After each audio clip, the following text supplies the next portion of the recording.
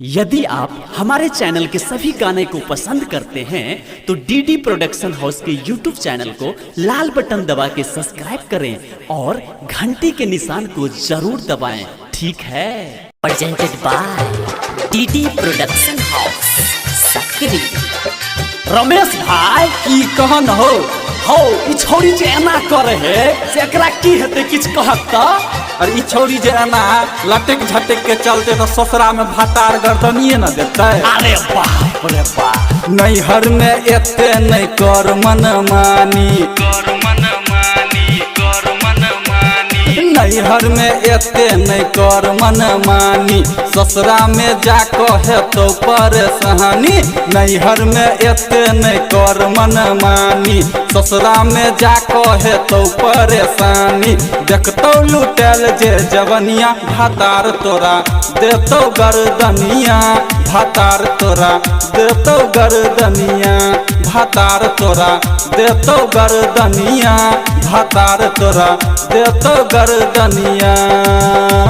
नैहर में एते नहीं कर मन मानी, ससुरा में जा कहे तो परेशानी।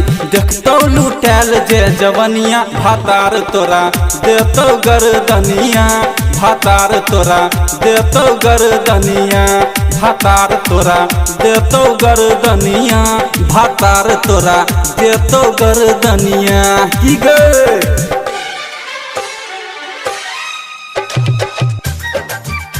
भातार तोरा देतो गर्दनिया, भातार तोरा देतो गर्दनिया, भातार तोरा देतो गर्दनिया, भातार तोरा देतो गर्दनिया। Presented by DD production house Sakri.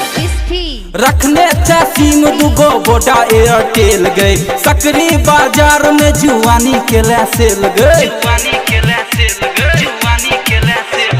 रखने थे सिम दुगो बोटा एयरटेल गए, सकरी बाजार में जुआनी के सेल गए। पछते तो तोहर भातार बेचारा, अखने से खोल नहीं जुआनी के पेटारा। मारे नहीं मुस्की चौवनिया, भातार तोरा देतो गर्दनिया, भातार तोरा देतो गर्दनिया, भातार तोरा देतो गर्दनिया, भातार तोरा देतो गर्दनिया, भातार तोरा देतो गर्दनिया, भातार तोरा देतो गर्दनिया।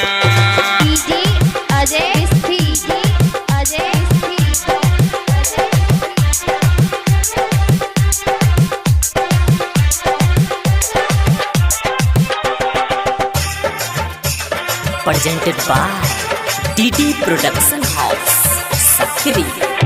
रमेश राजबरिया सा करे छला प्यार गई, सकरी में जाकर केला इजहार गई।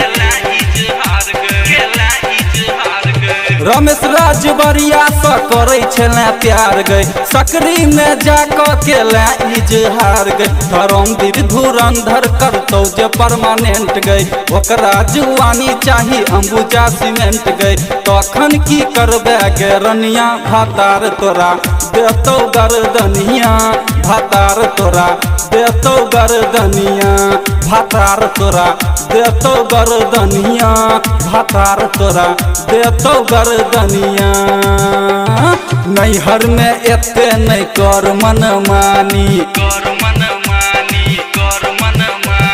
नैहर में एते नहीं कर मन मानी, ससुरा में जा कहे तो परेशानी।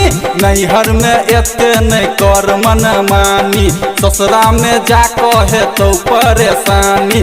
देखतो लुटेल जे जवनिया भातार तोरा देतो गर्दनिया, भातार तोरा देतो गर्दनिया, भातार तोरा देतो गर्दनिया, भातार तोरा देतो गर्दनिया। नैहर में एते नहीं कर मन मानी, ससुरा में जा कहे तो परेशानी।